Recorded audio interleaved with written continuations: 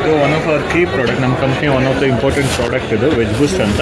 Veg ಬೂಸ್ಟಲ್ಲಿ ಇದು grade 1 fertiliser ಆಗಿರೋದ್ರಿಂದ ಇದರಲ್ಲಿ ಜಿಂಕ್ ಬಂದು 3% ಇರುತ್ತೆ, ಐರನ್ 2% ಇರುತ್ತೆ, ಮ್ಯಾಂಗನೀಸ್ 1% ಇರುತ್ತೆ, ಬೋರಾನ್ ಬಂದು 0.5 ಇರುತ್ತೆ. ಇದು ಗಿಡ ಬೆಳವಣಿಗೆಗೆ ಹೆಲ್ಪ್ ಮಾಡುತ್ತೆ. ಆಮೇಲೆ ಗಿಡದಲ್ಲಿ ಹೂವು ಉದುರೋದು ಅಥವಾ ಕಾಯಿ ಕಚ್ಚಿದಿಂದ ಕಾಯಿ ಉದುರುವಂಥ ಪ್ರಾಬ್ಲಮ್ಸ್ನ ಸಾಲ್ವ್ ಔಟ್ ಮಾಡುತ್ತೆ.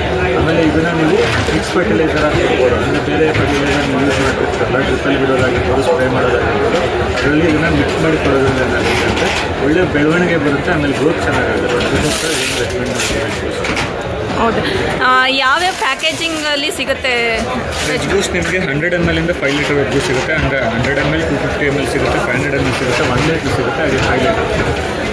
ಡೋಸೇಜ್ ಇನ್ಫಾರ್ಮೇಷನ್ ಕೊಡ್ತೀರಾ, ಎಷ್ಟೆಷ್ಟು ಯೂಸ್ ಮಾಡಬೇಕು ಅಂತ? ರೈತರಿಗೆ ಗೊತ್ತಿರಲ್ಲ, ನೀವು ಅದನ್ನು ಹೇಳಿದ್ರೆ ರೈತರಿಗೆ ತುಂಬ ಯೂಸ್ ಆಗುತ್ತೆ. ಆ್ಯಕ್ಚುಲಿ ಇದರಲ್ಲಿ ಡಿಸ್ಕ್ರಿಪ್ಷನ್ ಕೊಟ್ಟಿರ್ತೀವಿ. ಇದು ಫೋಲಿಯರ್ ಸ್ಪ್ರೇಯಲ್ಲಿ ರೆಕಮೆಂಡ್ ಮಾಡೋದು ತುಂಬ ಒಳಿತು. ಫೋಲಿಯರ್ ಸ್ಪ್ರೇಯಲ್ಲಿ ಬಂದು 10 ರಿಂದ 15 ದಿನ ಇಂಟರ್ವಲಲ್ಲಿ ಸ್ಪ್ರೇ ಮಾಡಬೇಕು. ಆಮೇಲೆ ಪ್ರತಿ 1 mlಗೆ 5 to 7 ml ಮಿಕ್ಸ್ ಮಾಡಿ. Okay, 1 litre. Okay. Thank you Chandan.